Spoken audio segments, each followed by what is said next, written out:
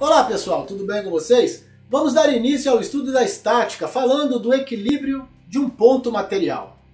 Eu deixo aqui na descrição do vídeo um índice que vai remeter o aluno diretamente aos tópicos específicos de seu interesse, inclusive a parte que trata da resolução de exercícios. O objetivo do nosso canal é o estudo e o aperfeiçoamento nas disciplinas de física e matemática.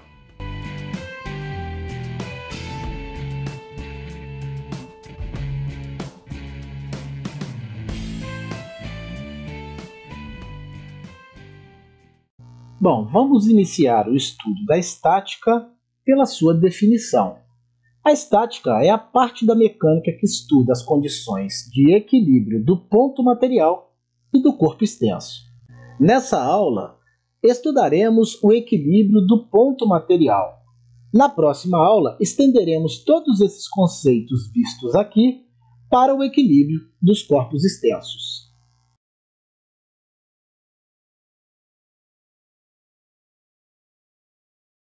Sistema de forças aplicadas ao ponto material.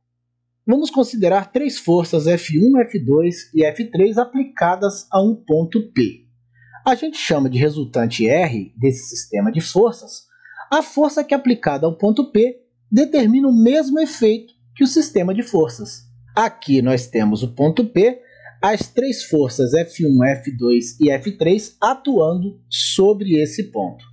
A resultante é como se eu pudesse trocar a soma dessas três forças por uma única força equivalente. Pessoal, aqui vale uma observação. Essa soma é uma soma vetorial. A força é uma grandeza vetorial. Então, o vetor resultante é o resultado da soma vetorial dessas três forças. Por isso, é muito importante que vocês vejam ou revejam a aula de cinemática vetorial, onde, para introduzir o assunto, eu falo de vetores. Falo, inclusive, como é que é o método para somarmos vetores. É muito comum, para calcularmos a resultante, usarmos a regra do paralelogramo. Nós falamos da regra do paralelogramo lá na aula de cinemática vetorial. A regra do paralelogramo vale para duas forças de cada vez. Aqui, como eu tenho três forças, F1, F2 e F3, eu preciso começar somando os vetores F1 e F2. A soma vetorial F1 mais F2 é igual ao vetor F', aqui representado em vermelho. Observe que F' é a diagonal desse paralelogramo, por isso o nome regra do paralelogramo. Com isso, eu posso trocar a soma F1 mais F2 por F'. É o que está aqui. Ó. Aqui eu tenho o vetor F', que é o resultado da soma de F1 com F2. E então eu posso fazer de novo a regra do paralelogramo para somar o vetor F' com o vetor F3. Vai me dar o vetor resultante R, aqui em vermelho, que é a diagonal desse paralelogramo aqui representado. Então, nós temos aqui que F' é a soma de F1 com F2, a soma F1 com F2 é F', que somado com F3 vai me dar o vetor resultante R. Aqui, o vetor resultante na forma da soma dos três vetores F1, F2 e F3. Outro método utilizado, também muito utilizado, utilizaremos bastante aqui na resolução de exercícios, é o método das projeções. Tomemos um sistema constituído por três forças coplanares, F1, F2 e F3, aplicadas a um ponto material P. Forças coplanares são forças que estão contidas no mesmo plano. Aqui nós temos o ponto P e três forças F1, F2 e F3 aplicadas a esse ponto P. Tracemos agora os eixos X e Y passando por P no plano que contém as forças e formemos ângulos conhecidos. Dessa forma, podemos encontrar as forças projetadas sobre os dois eixos, X e Y. Vamos ver como é que a gente faz isso no próximo slide. Bom, vamos iniciar com a força F1, né? Fazendo aqui a projeção da força F1 sobre os eixos X e Y, nós vamos obter duas projeções que estão aqui em vermelho, F1x e F1y. Vale lembrar que essa medida aqui, ó, também é a projeção F1y, tudo bem? É a mesma medida do lado de cá. Ó. Pois bem, aqui nós temos um triângulo retângulo, e aqui nós temos o ângulo alfa formado entre a força F1 e o eixo x. Podemos então usar as razões trigonométricas para encontrarmos F1x, fazendo o cateto adjacente, F1x, dividido pela hipotenusa, que é F1. É o que nós temos aqui. O cateto adjacente sobre a hipotenusa é o cosseno do ângulo alfa. Por que é que nós temos esse sinal negativo aqui? Observe que a projeção F1x está para a esquerda da origem do eixo x, e os valores que estão para a esquerda da origem são valores negativos. De igual modo, podemos encontrar a projeção F1y, só que agora fazendo o cateto oposto sobre a hipotenusa. O cateto oposto sobre a hipotenusa é o seno de alfa, ou seja, o cateto oposto F1y dividido pela hipotenusa F1. Observe que agora o sinal aqui é positivo. Isso porque a projeção F1y está para cima da origem do eixo y. E os valores que estão para cima da origem do eixo y são valores positivos.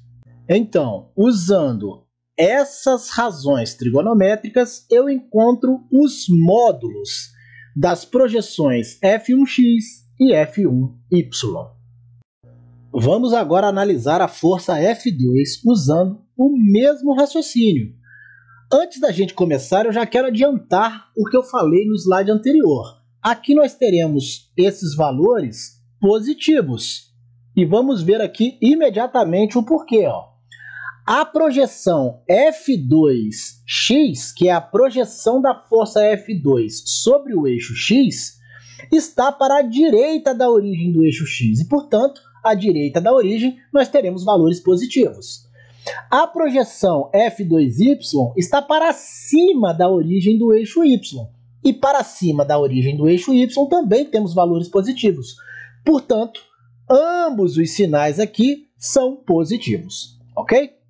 Pois bem, a força F2 projetada sobre os dois eixos forma nos dois eixos F2x e F2y, ou seja, suas projeções sobre o eixo x e sobre o eixo y, formando com o eixo x o ângulo beta, que eu mudei o nome porque trata-se de um ângulo diferente do outro ângulo alfa, ok? Poderia chamar aqui de qualquer nome.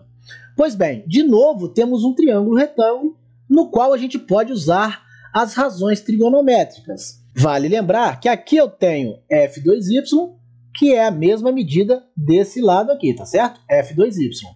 Para encontrarmos a projeção F2x, eu posso fazer o cateto adjacente, F2x, sobre a hipotenusa, F2. O cateto adjacente sobre a hipotenusa é o cosseno do ângulo beta. Então, o cosseno do ângulo beta é F2x sobre F2, o cateto adjacente sobre a hipotenusa. Para encontrarmos o seno, também vamos usar o mesmo triângulo, só que agora vamos fazer o cateto oposto, F2y, tá aqui, dividido pela hipotenusa F2. Eu encontro, então, os módulos das projeções F2x e F2y usando o cosseno e o seno desse ângulo beta. Para finalizar, vamos fazer uma análise da força F3. Eu já vou adiantar o motivo pelo qual esses sinais são negativos. A projeção F3x ela está à esquerda da origem do eixo x e, portanto, é negativa. A projeção F3y está abaixo da origem do eixo y e, portanto, também é negativa. Por esse motivo, esses sinais são negativos. Bom, aqui nós temos a força F3 e aqui as duas projeções sobre os eixos, formando aqui um triângulo retângulo, no qual eu posso utilizar as razões trigonométricas. Notem que a força F3 forma com o eixo x o ângulo gama, que eu troquei de nome apenas para não chamá-lo do mesmo nome dos outros dois ângulos, alfa e beta. Pois bem, vamos usar então aqui as razões trigonométricas. Eu posso, para encontrar a projeção F3x, fazer o cateto adjacente, que é F3x, dividido pela hipotenusa, que é F3. O cateto adjacente dividido pela hipotenusa é o cosseno do ângulo gama. Para encontrarmos a projeção f3y, lembrar que essa medida é a mesma medida aqui, ó, basta eu fazer o cateto oposto sobre a hipotenusa, o cateto oposto f3y dividido pela hipotenusa, que é f3. Desse modo, eu estou fazendo o seno do ângulo gama. Então, o seno do ângulo gama é f3y dividido por f3. Dessa forma, eu encontro os módulos das projeções f3x e f3y. Juntando todas as informações, nós teremos duas resultantes. A resultante em x e a resultante em y. A resultante em x é a soma f1x mais f2x mais f3x. A resultante em y é a soma f1y mais f2y mais f3y. Aqui vale uma observação. Nesse exemplo nosso específico, nós teremos f1x e f3x com valores negativos. Isso porque essas duas projeções estão à esquerda da origem do eixo x. Já a projeção f2x será positiva. Já no eixo y, nós teremos a projeção f3y como negativa, porque ela está abaixo da origem do eixo y. Já as projeções f1y e f2y serão positivas, porque elas estão acima da origem do eixo y. Vimos no slide anterior que a resultante sobre o eixo x é a soma f1x mais f2x mais f3x, me dando a resultante em x. E a resultante em y é f1y mais f2y mais f3y. De posse dessas duas resultantes, que a gente vê em vermelho, a resultante em y e a resultante em x, eu posso encontrar a resultante R, ou seja, a resultante final, a força que é equivalente às três forças originais. E como é que eu faço isso? Observe que essa medida RY é essa mesma aqui, ó, RY. E aqui eu tenho o vetor R formando com o eixo x o ângulo θ. E isso me dá esse triângulo retângulo que eu estou aqui achurando. Bom, nós sabemos que o quadrado da hipotenusa é igual à soma dos quadrados dos catetos. Com isso, eu encontro a intensidade da resultante R, ou seja, a força que equivale àquelas três forças originais.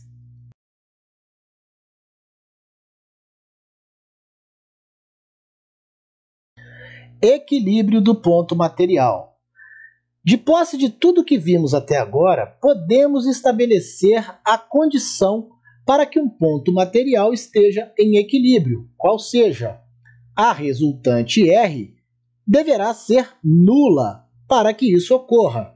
Em outras palavras, a soma das forças do sistema deve ser igual a zero. Se nós usarmos as projeções Rx e Ry, isso equivale a dizer que a soma das projeções em x e a soma das projeções em y devem ambas ser iguais a zero. Quando usamos os eixos x e y, estamos admitindo que essas forças atuam em um mesmo plano.